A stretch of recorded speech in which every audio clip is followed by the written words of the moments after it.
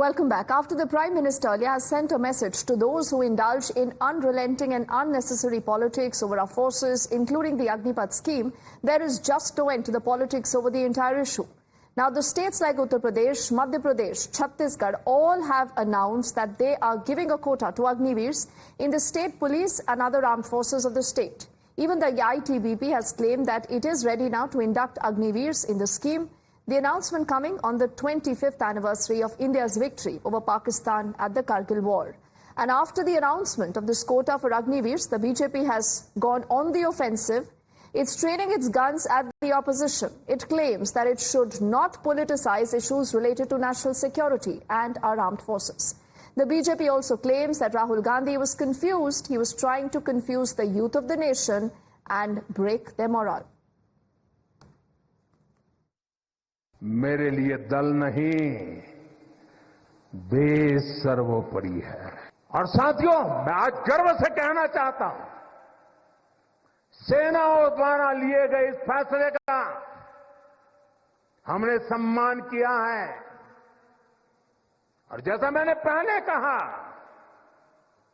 हम राजनीति के लिए नहीं, राष्ट्र नीति के लिए काम करते हैं। हमारे लिए राष्ट्र की सुरक्षा सर्वोपरि है।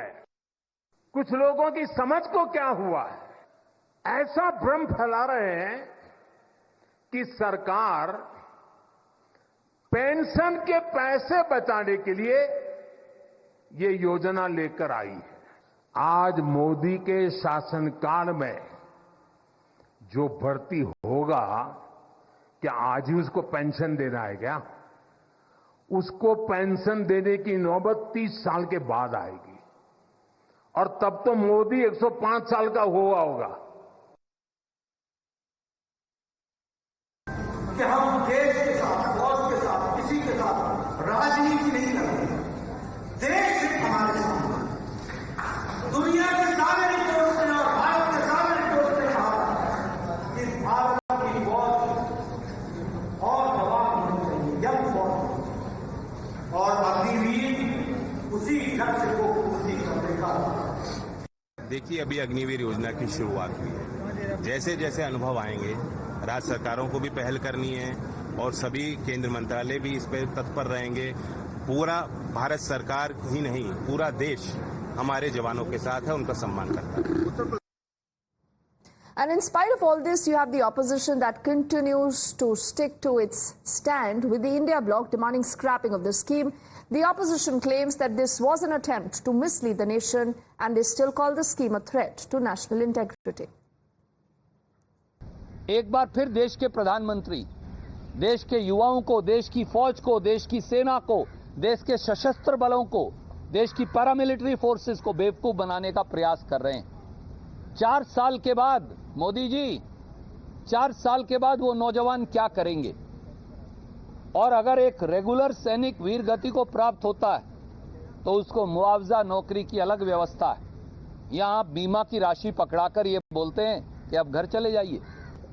इन सब जवानों को अगर हम पक्की नौकरी से हटाकर और अब उनकी जगह ठेके पर फौज लगाएंगे तो उससे फौज जवान कैसे होगी? Agniveer is a failed story. It is playing with the future of the youth of India.